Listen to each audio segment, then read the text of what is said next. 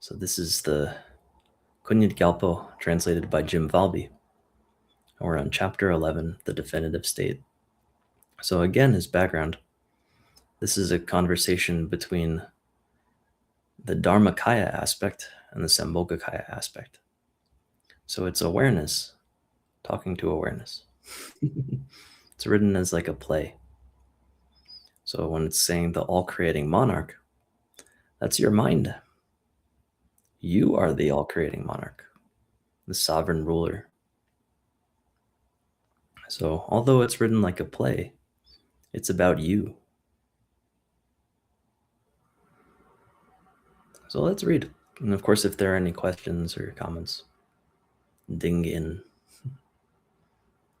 So it says, then the all-creating monarch, pure perfect presence, bodhicitta, spoke about how the root of all phenomena includes everything. Now remember, this is categorized as a Semdi text because it somewhat asserts, well, it doesn't assert, but it's talking about phenomena as if they're existent, and then somewhat analyzing them. How do you relate to phenomena? So we start from that premise, this premise of conditioned mind, the sem, and then we relate it to the awareness. So it says, hey, Mahasattva, listen. The essence and root of all phenomena is like this. I am the essence of all phenomena. There is no phenomenon other than my essence.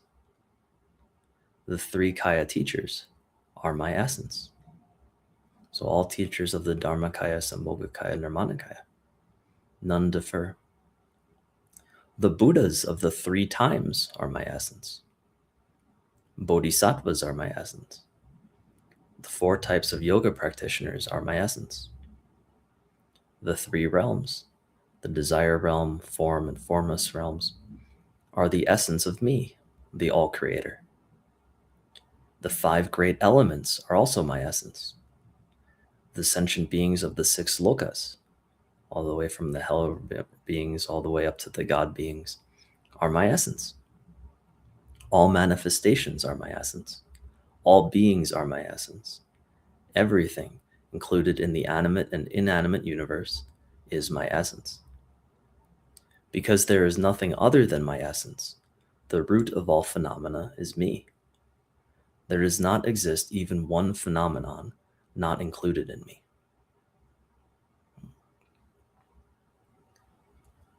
So hopefully clear, right? To say that there is no phenomenon not in awareness is like the conversation with Jen earlier, where nothing is being missed. There's no second phenomenon or second space in which something that you need to notice or that would provide new information that's not already seen could arise. There's nothing like that. There's no second awareness. So to say that a phenomenon is the essence of awareness is to say that it doesn't differ in any way whatsoever from awareness. So we're reading The Way of Abiding now with Dawai, and these 4 great samayas, ineffability, openness, spontaneous presence, and oneness, we talk about them applied to awareness, but they are also applied somewhat fractally within awareness. Phenomena, are they ineffable? Phenomena, do they have boundaries or limits? Is there an edge to a phenomenon? Conceptually, maybe, but if you look, I'm willing to bet you won't find one. Is there presence in phenomena? What are they made of other than presence? Are there any characteristics? You see, so although it's not necessary to analyze phenomena in this way, awareness and what's said to be the content of awareness don't actually differ in quality whatsoever. Therefore, whatever arises, thoughts, concepts, feelings good or bad, thoughts of resting in awareness, thoughts of not being resting in awareness. These are all the same as the nature of mind. They don't differ in any way whatsoever. And so the Dzogchen approach is to put down our weapons, to not go to war against these things that are awareness. Because look what it would mean if you try to purify a phenomenon. You would be trying to purify awareness. To apply an antidote to a phenomenon is to apply an antidote to awareness.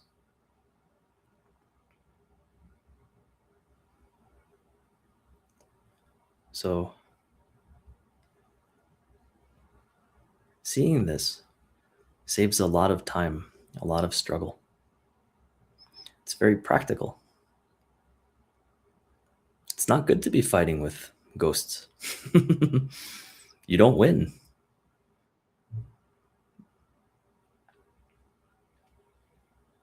Okay. So it says, I, the all creator. Leo says shadow boxing. Exactly. That's what you're doing with phenomena if you fight them. Oh, Yashi, thank you. So the essence has three aspects: unborn Dharmakaya, born miracles, meaning of Sambhogakaya, and the Tuji energy of Nirmanakaya. And these aspects are the essence of the three teachers. The three times, past, present, and future, abide all together as my state, and are nothing other than my essence. Because the Buddhas abide together in my state, these three times are my essence. Because my state is beyond object and subject, it is pure. Because my state pervades everything like the sky, it is perfect. And because my state is the active source of all phenomena, pure, perfect presence is my essence. I, the all-creator, abide as the unique Bindu. My essence is the natural state of just thatness, or suchness. The attainments of the four types of yogas are attained in the one natural state. Thus, the yogas are my essence. The three realms of me, the all-creator, are body, speech, and mind. Whatever manifests as these realms manifests from my essence. Whatever is unified in those three gates of my essence. Whatever exists as my essence. Because of that, the three realms are my essence. And keep in mind also the context, since it's been a bit since we read this. In the previous chapters, it was explaining how the other yanas, the non-Dzogchen views, are all making subtle errors, either by accepting cause and effect, by attempting to purify, deviating in subtle ways. And so here it's saying, even with those deviations, they do not deviate. They are the same as the essence. You see, there's no getting away from awareness.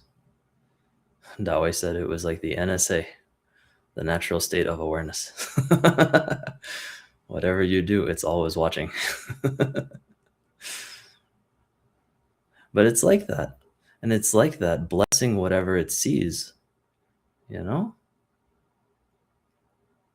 Nothing is wrong. Nothing is incorrect. You're not really deviating. When people deviate, they're essentially pretending to deviate. And then at some point, the pretending stops.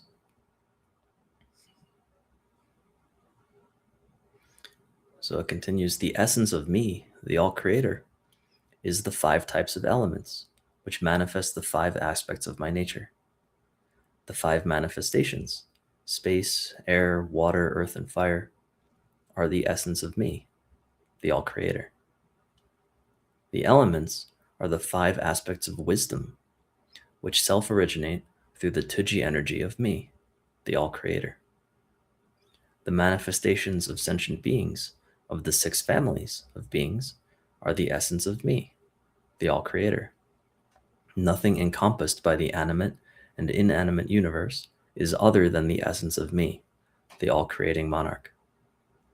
Because all things were created by me and manifested from me, there does not exist even one phenomenon which is not included in me.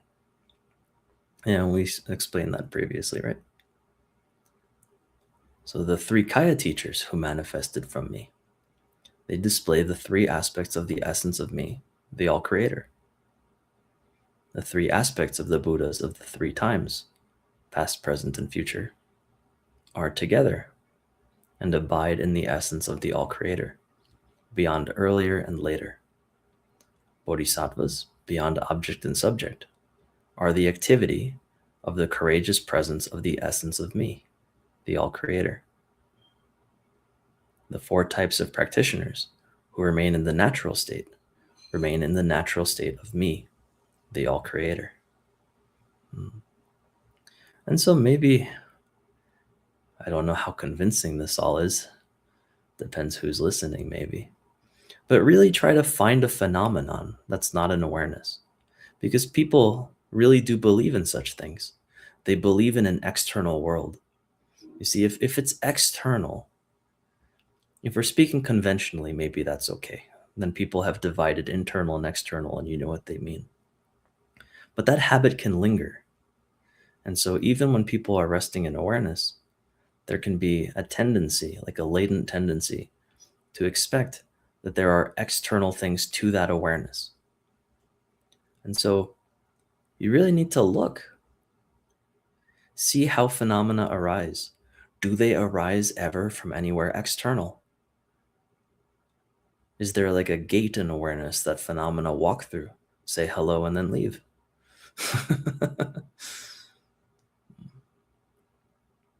Are there phenomena that you miss?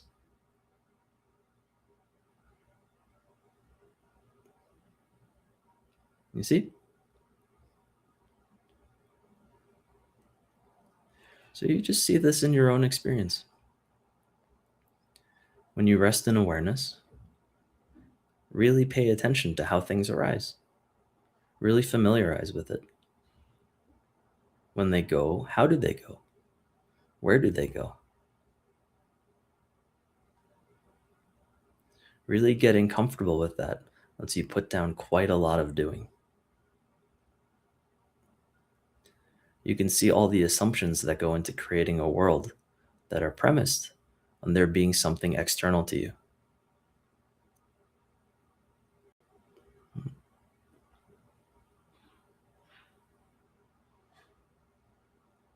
So it continues. Not only were all phenomena created by the all-creating monarch, but all phenomena are unified in the state of the all-creating monarch. Thus he spoke. From the all-creating monarch of pure perfect presence, Bodhicitta, this concludes the 11th chapter about how all phenomena are exclusively unified in the pure perfect presence, the all-creating monarch, the root of all phenomena. Oh, very nice. Any questions or comments?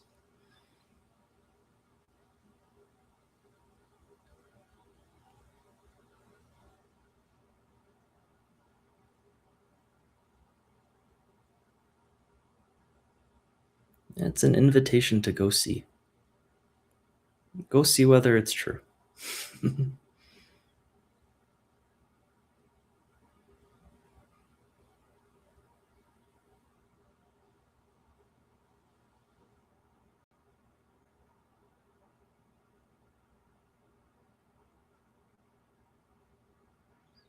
All right, very good. Any final words related to this or not?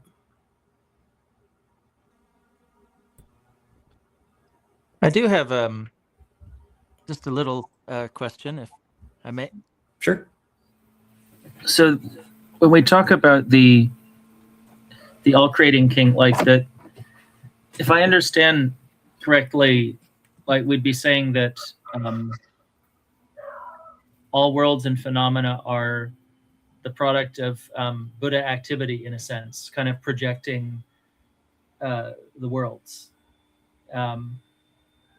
now if I remember, this kind of touches on the, like, because there's a Dzogchen account of how we fell in, or like, you know, what, I don't know if "we" is the right word, but like the falling into dualistic perception happened, and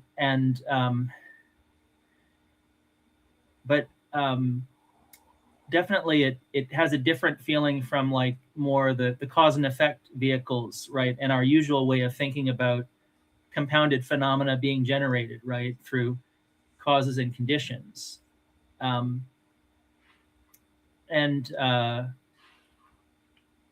this isn't the only issue that comes up, of course, but like in Dzogchen, it's often said that, you know, one is perfect, two is perfect, all is perfect, and which is a very different vantage point from the viewpoint of like kind of, you know, the 12 links of dependent origination, and very kind of approaching the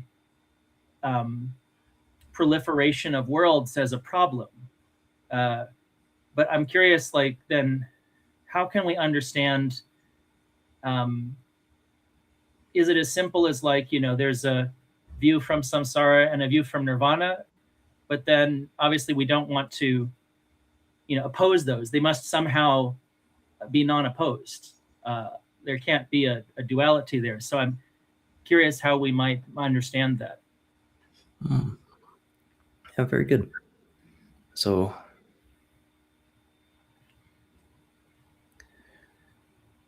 within cause and effect in the Dzogchen approach, I really like this phrase. I think I stole it from Zen, but it fits here really well. And it's not blind to cause and effect. It comes from the Fox koan. And so, you see, to say that something is cause and effect requires analysis. You have to know about it before. You have to know about an answer. You yourself are creating the relationship between those two. And so the lower yanas talk about cause and effect because people do that relation. If they weren't doing that, it wouldn't be really possible to talk to them about it. Then it would just be things happening. And we don't deny that things happen because they clearly do. There are appearances. But to give them meaning, you can reduce it to absurdity. They call it reductio ad absurdum, like Madhyamaka. Yeah. So when we're talking about phenomena being the same as Dharmakaya, or awareness, or the all-creating monarch, what it means is that there's no linear series of steps of creation of phenomena. The appearances, it's like appearances in a mirror. When a mirror is reflecting appearances, the mirror isn't producing appearances. It's not changing. There's no state that's different for the mirror, right? And so Dharmakaya is like that mirror. Anything whatsoever can arise in the mirror, and it doesn't affect it whatsoever. So you are that mirror. To then go into the mirror appearances and to say, oh, this one is red, this one is green, this one came before that one. You can do that, but you don't have to. You can just let them be empty appearances.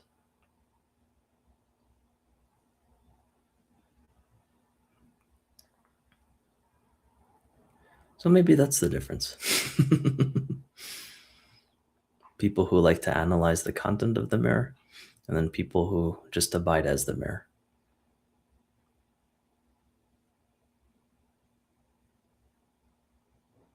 What do you think?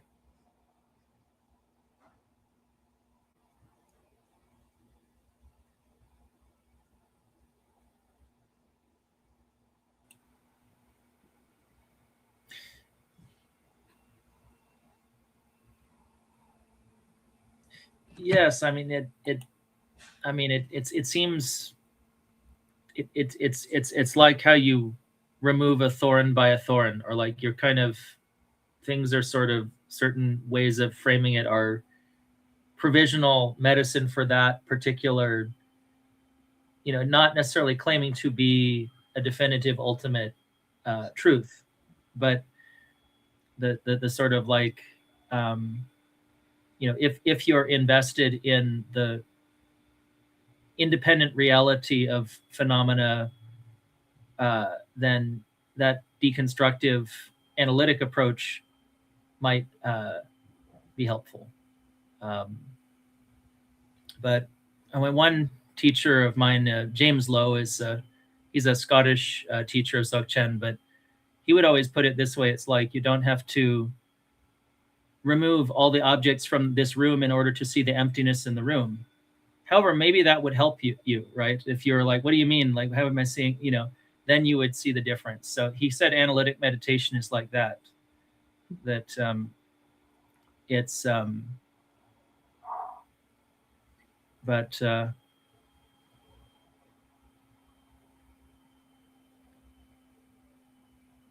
but yeah, in terms of,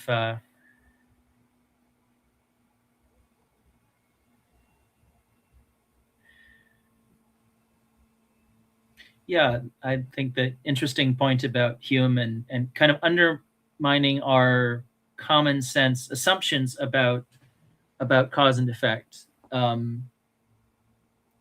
think just relates to the general thing of how we tend to project or impute our assumptions about what's really there, and we're not looking necessarily. Like it definitely like that emphasis on what is presently given experientially. I mean, cause and effect is always a kind of inference or based on abstracting, kind of typical trying to, anyway, I think that's,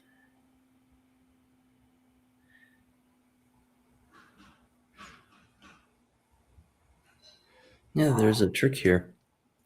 There's a tendency always to want to fall into one extreme with cause and effect, to say either that there is cause and effect or there isn't cause and effect. The conceptual mind always wants to take a viewpoint on it. And so the approach here is to not do that. There is no need to conceptually solve cause and effect.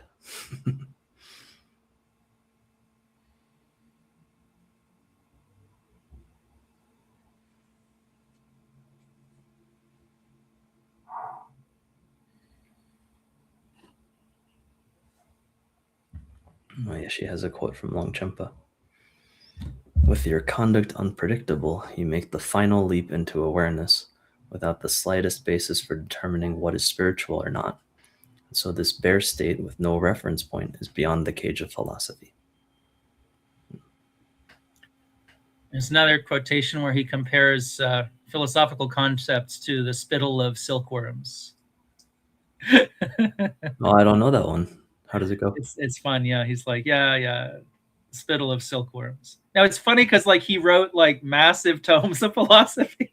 Oh, I see. Yeah. Isn't that funny? Like, but I mean, it's a bit like in the Western tradition, like Aquinas wrote his massive Summa, and then he said it's all straw. And so I feel like Longchenpa, clearly he's not afraid of working at the relative level. Like he can do all that, but somebody who can do that and then say, well, it just, I don't know, it just hits different, when like if Shakespeare says to me like, yeah, the human ability to express existential truths in the form of drama, like I don't know. If he says that, I'm like, oh my god. And I feel the same way with Longchenpa, when just this brilliant teacher is just saying like, yeah. So yeah, we can use concepts, no problem with concepts, but we don't want to be building sandcastles out of them. They're temporary, they're inaccurate. They don't really communicate to people what we want to communicate. So they can be fun, but trying to arrange a better prison cell is not particularly helpful. Every concept comes with a little limitation. And to try to make the prettiest version or the most accurate version, it's kind of missing the point a little.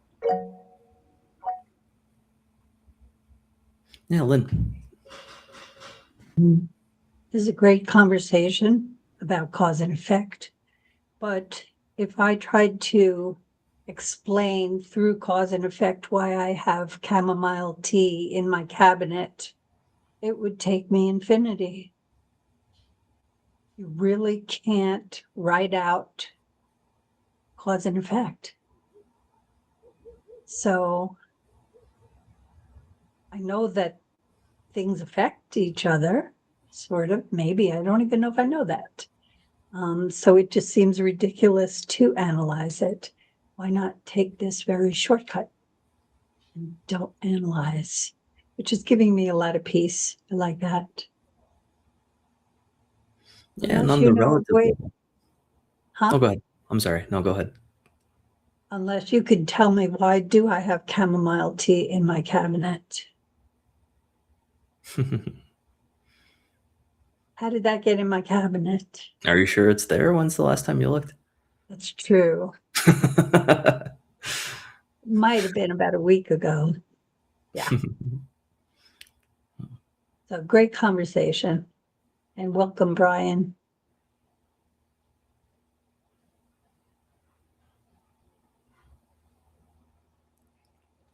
Yeah, and the magic is you don't really need to analyze it. You still won't slip up. It's not like you're going to forget how to open doors or something. You'll be fine.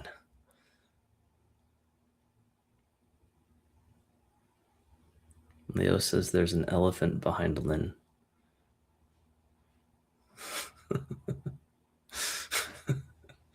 Thank you, Leo.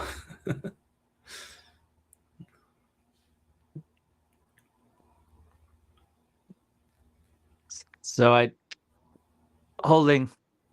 figure I may as well share this. Oh,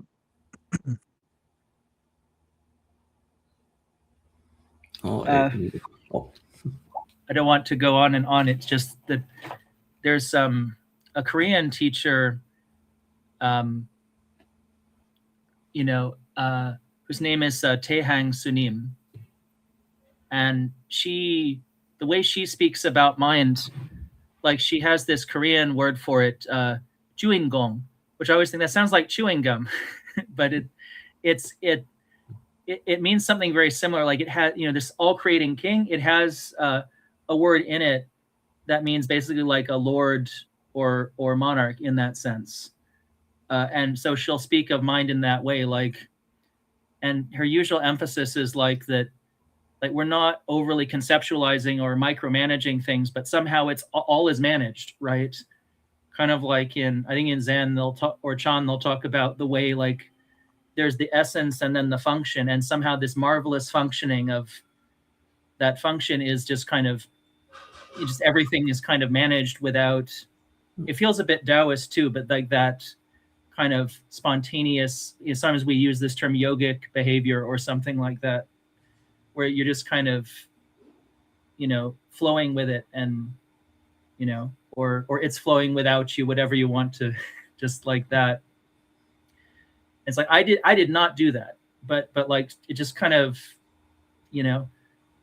spontaneously fell into place or something, So she always encourages people. You really can trust in that essential mind in that way, and so that's again where I'm like that. This feels very familiar. Oh, very nice. Yeah, Dzogchen has that same absolute, or what do they call it, substance and function in Zen. That exists in Dzogchen too. We don't talk about it much in this group, but it's called essential rigpa versus effulgent rigpa. Essential rigpa would be the clear light awareness, which is like the substance, unchanging, stable. And then effulgent rigpa would be the rigpa that kind of, well, not really sticks to objects, but it's the knowingness that goes with arisings.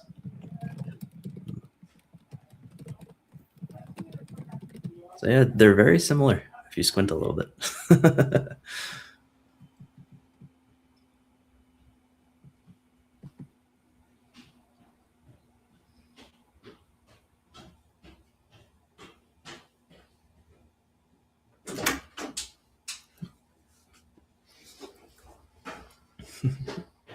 My wife says hi. Leo's asking, is it like child and mother luminosity?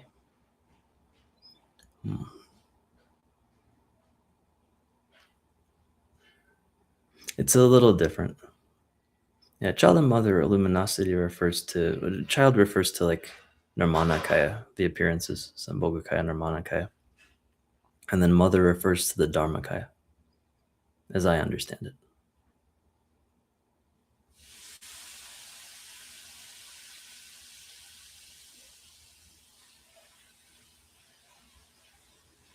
Yeah, this particular one, well, now we're talking more about Zen. So it's a little different in Zen. They talk about substance and function. And so if this isn't interesting to you, you don't need to confuse yourself about it. But you could think of it maybe as like Mahamudra, stillness and movement. Although it's not so much about phenomenal stillness and phenomenal movement, which of course Mahamudra at the end isn't either. But it's a way of pointing out that the function, like waves on an ocean, don't contradict the ocean itself. And so seems to arise in two modes, but it's not really two modes.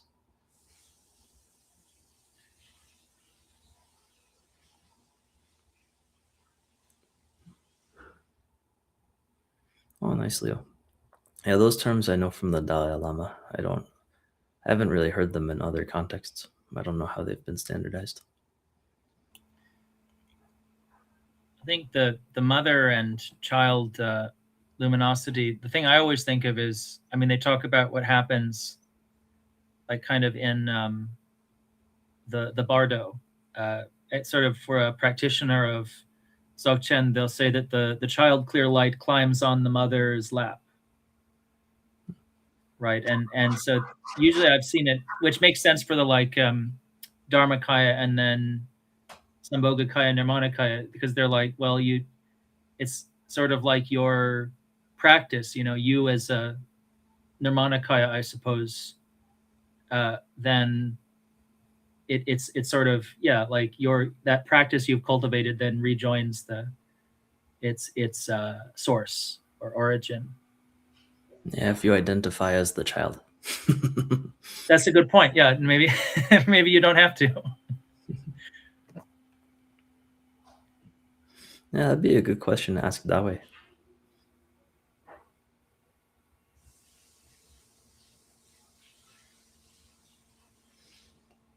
All right. Anything else?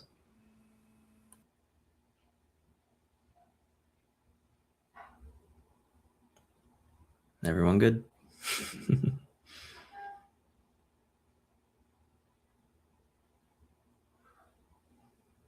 All right. Well, then, let's dedicate. So, in this presence right now, there are sentient beings that are suffering. Any goodness that we might have generated here today, we can give it all to them in a moment of silence.